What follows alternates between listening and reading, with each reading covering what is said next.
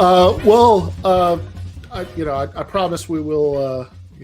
Any viewers who are worried about this, we will almost certainly get to some, politics and class struggle and shit by the end of the episode. But before we started recording, you were saying something that was so interesting that I thought, we should really do this on air. Mm-hmm. So we were talking, about grunge, and you were kind of giving me your take that there's no such thing.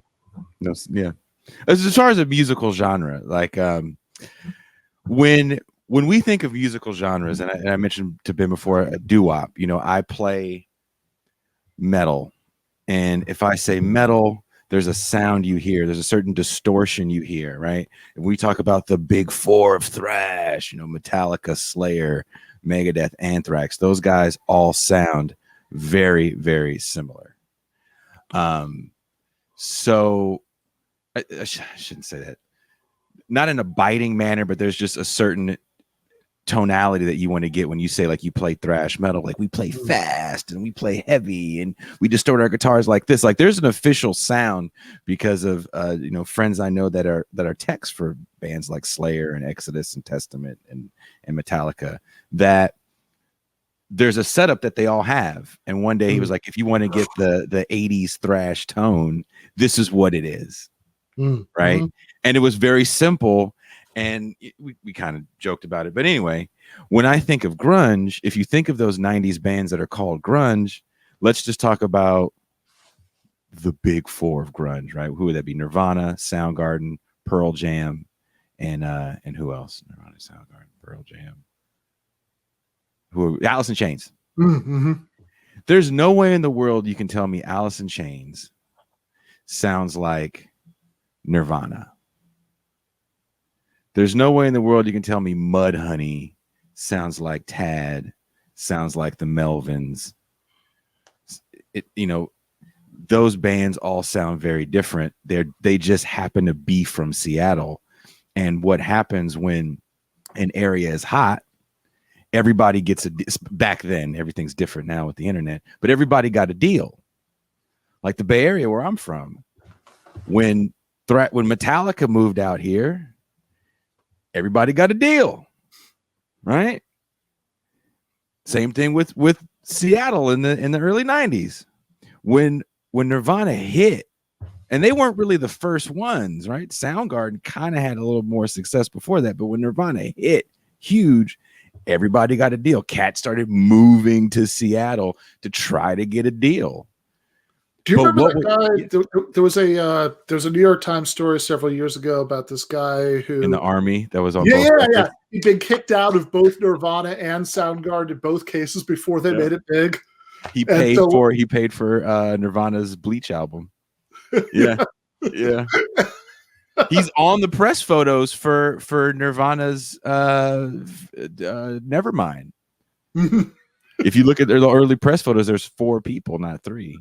Yeah, this guy ended up becoming like doing some kind of like crazy special forces stuff in Afghanistan and things like that. But that was a big part of the article about like how at every stage of like going through the military and everything, there'll always be somebody who recognized him, from like those old photos. The guy.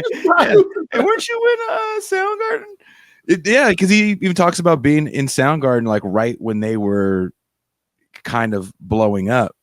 Because there's other bands from Seattle that were popular but weren't as big, right? Jesus, what are they called? Like, I think Metal Church is from Seattle, who actually a few of those people are techs for Metallica, actually. They actually sold a fair amount of records in their heyday. But I compared it to the Squad.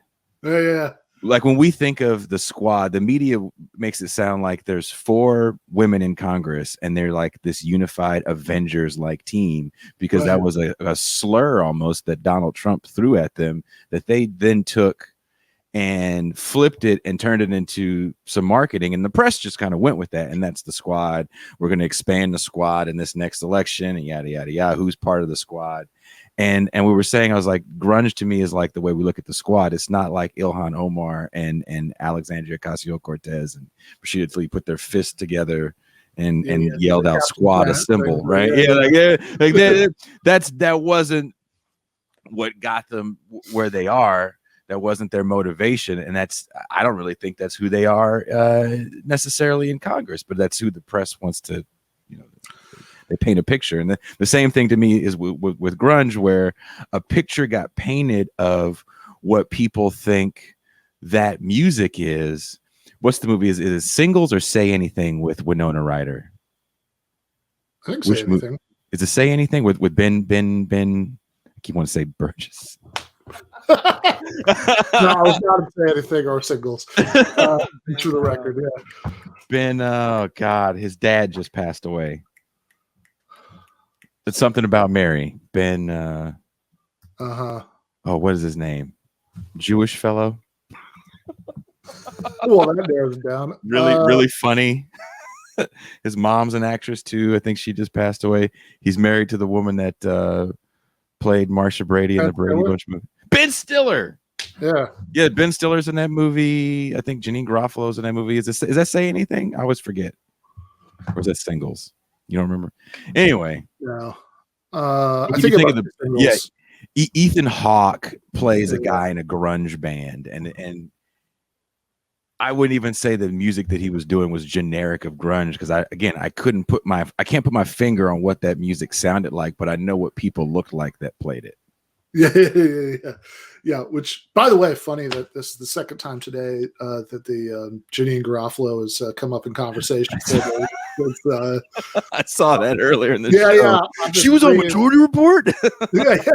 She was an original co-host of the Majority Report. It's bizarre to think about, but yeah, right. So it seems like, okay, grunge really means like rock music produced by people in the Pacific Northwest wearing plaid, more than like what the actual music was, which, is kind of, yeah, no, I think there's probably some truth to that. Although it's also funny because like one of the things that I thought about when you said that is, do you ever, I don't know, maybe it's kind of a funny question, but do you ever read Ozzy Osbourne's autobiography?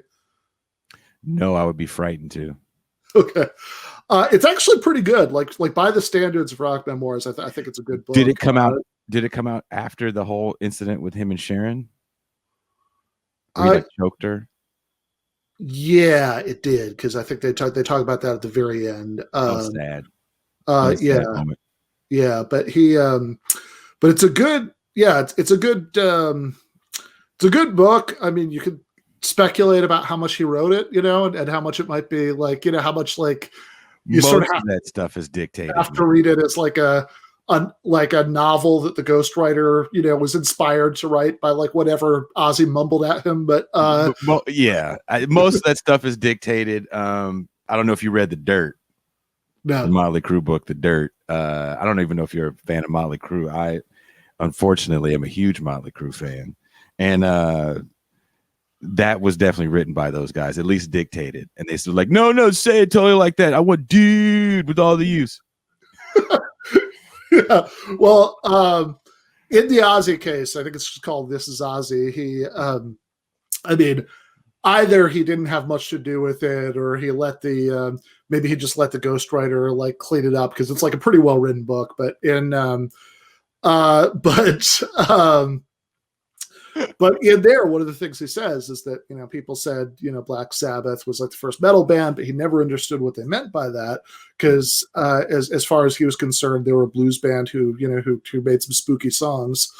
And then he kind of goes into how like what's referred to as metal in different eras is completely different, and he doesn't really understand what the like larger category is supposed to be. There's an anthropologist that actually has a series on heavy metal called Metal Evolution, and he actually goes through these different stages of music and how metal is derived from all these things, and he goes down a rabbit hole of different genres of metals and where they come from, and kind of the main link, the starting point for a lot of stuff is Black Sabbath. And I think when I think about Black Sabbath, I think it's the distortion, right? That and the way they used that minor scale that is kind of the epitome of metal, and everything after you is always going to be a derivative. So where there is a genre, if you will, of Black Sabbath clones and doom metal, I don't know how many people watching the show are going to be metal people, but that's pretty much. Well, we're going to find out today. We're going to see what the reaction's like to this episode. I'm always surprised because I usually come on a lot of shows with like metal shirts and people will comment, and I'm like, oh shit, there's more people listening to this shit than I thought.